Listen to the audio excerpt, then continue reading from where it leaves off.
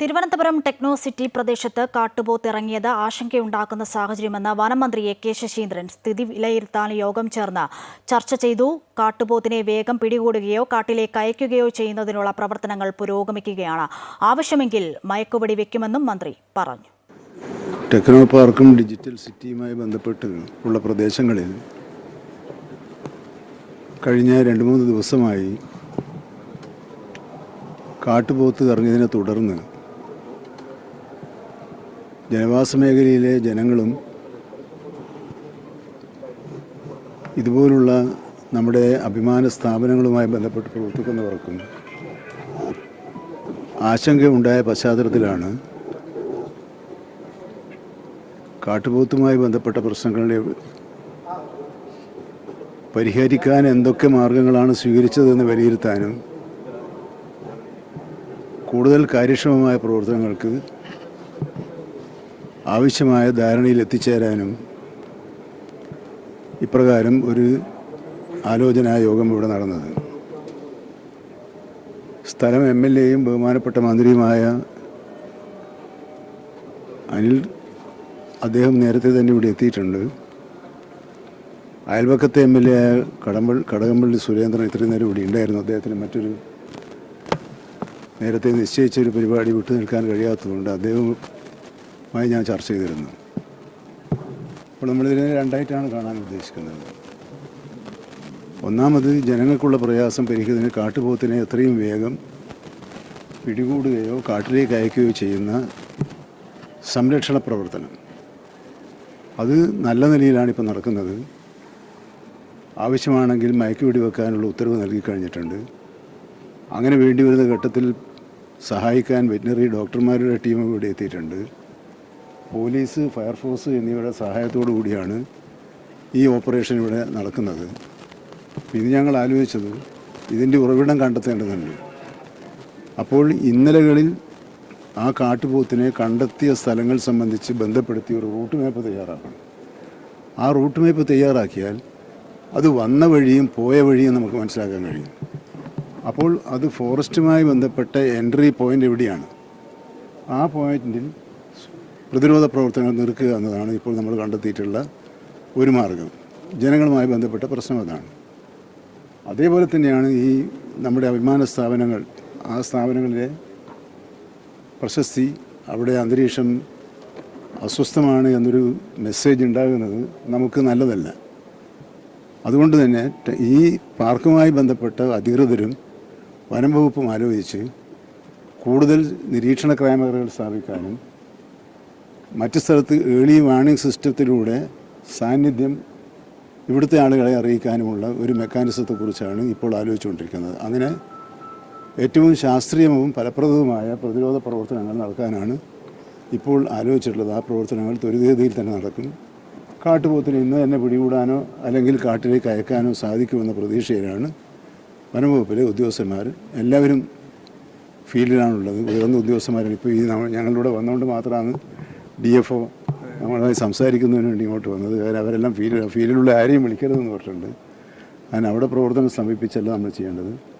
ഏതായാലും ഈ ടെക്നോ സിറ്റിയുടെ പേരുദോഷം ഇല്ലാതിരിക്കാനുള്ള എല്ലാ നടപടികളും സ്വീകരിക്കും.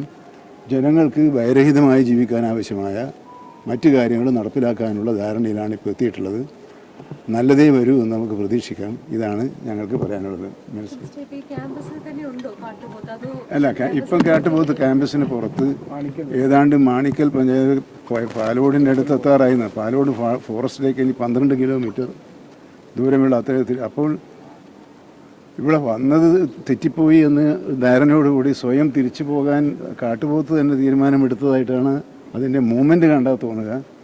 അപ്പോൾ ജനങ്ങളുമായിട്ട് സഹകരിക്കുന്ന വന്യമൃഗങ്ങളുണ്ടെന്ന് നമുക്ക് വേണമെങ്കിൽ പറയാം. പക്ഷേ വളരെ കാട്ടുപോത്ത് സാധാരണ നിലയിൽ മനുഷ്യരെ ആക്രമിച്ച് അപായപ്പെടുത്തുന്ന സ്വഭാവമുള്ള ഒരു വന്യജീവിയല്ല. എന്നാൽ അതിനെ പ്രകോപിപ്പിക്കാൻ ശ്രമിച്ചാൽ ചിലപ്പോൾ തിരിച്ച് പ്രത്യാക്രമണം ഉണ്ടാകുന്നില്ല. അത് നേരിട്ട് ആക്രമിച്ച് ജനങ്ങളെ ഭീതിപ്പെടുന്ന സ്വഭാവം. പക്ഷേ അതൊക്കെ പറയുമ്പോൾ ജനങ്ങൾക്കത് ആശ്വസിക്കാൻ കഴിയില്ല. ജനങ്ങൾക്ക് അത്തരം ഒരു വന്യമൃഗത്തിൻ്റെ സാന്നിധ്യം ഭീതി ഉണ്ടാക്കുന്നതാണ്.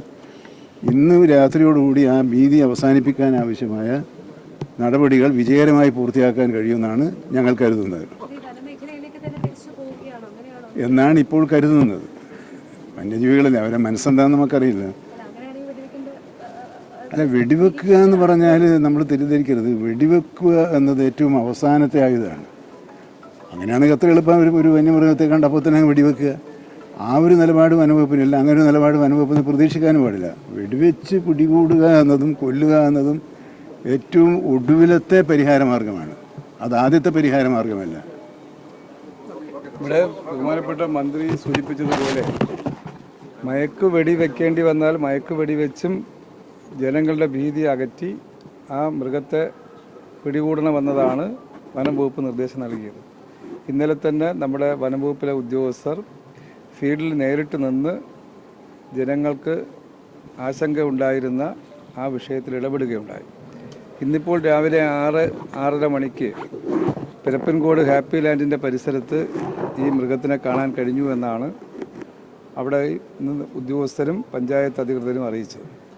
എന്തായാലും ഇന്നത്തെ യോഗം ഒരു കാര്യം, ടെക്നോ സിറ്റി, ടെക്നോ പാർക്ക് ഈ പരിസര പ്രദേശത്തെ സ്വകാര്യ വ്യക്തികളുടെ കൈവശമുള്ള ഭൂമിയിൽ കാട് ആയി മാറുന്ന സാഹചര്യം ഒഴിവാക്കാനുള്ള നടപടി സ്വീകരിക്കാൻ അതിൻ്റെ ആദ്യഘട്ടം നിലയ്ക്ക് തന്നെ പഞ്ചായത്ത് പ്രസിഡന്റ്, പഞ്ചായത്ത് അധികൃതർ നോട്ടീസ് കൊടുക്കേണ്ടത് ആ നടപടികളിലേക്ക് നീങ്ങാൻ നിർദ്ദേശം നൽകിയിട്ടുണ്ട്. അത് ഒഴിവാക്കിയെടുക്കാനുള്ള ആലോചനാ യോഗങ്ങൾ ഗവൺമെൻറ് സ്ഥാപനങ്ങളുമായി ബന്ധപ്പെട്ട് ഗവൺമെൻറ് തന്നെ അവർക്ക് നിർദ്ദേശം നൽകുന്നതാണ്. രണ്ടാമത്തെ കാര്യം, ഇവിടെ ബഹുമാനപ്പെട്ട മന്ത്രി സൂചിപ്പിച്ചതുപോലെ ഇത് നിരീക്ഷിക്കാൻ ആവശ്യമായിട്ടുള്ള സംവിധാനങ്ങൾ മെച്ചപ്പെടുത്തുക.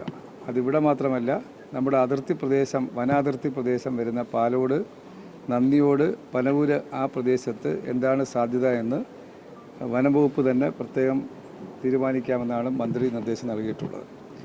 അതിനാവശ്യമായ നടപടി സ്വീകരിച്ചാൽ ആ നിരീക്ഷണത്തിലൂടെ ഏതെങ്കിലും വന്യജീവികൾ നാട്ടുമ്പുറങ്ങളിൽ, നഗരങ്ങളിലേക്ക് വരുന്ന ഒരു സാഹചര്യം ഉണ്ടായാൽ നമുക്കറിയാനും അത് അലർട്ടാക്കാനും അതിനാവശ്യമായ നടപടി സ്വീകരിക്കാനും സഹായിക്കുന്ന ഒന്നായിരിക്കും.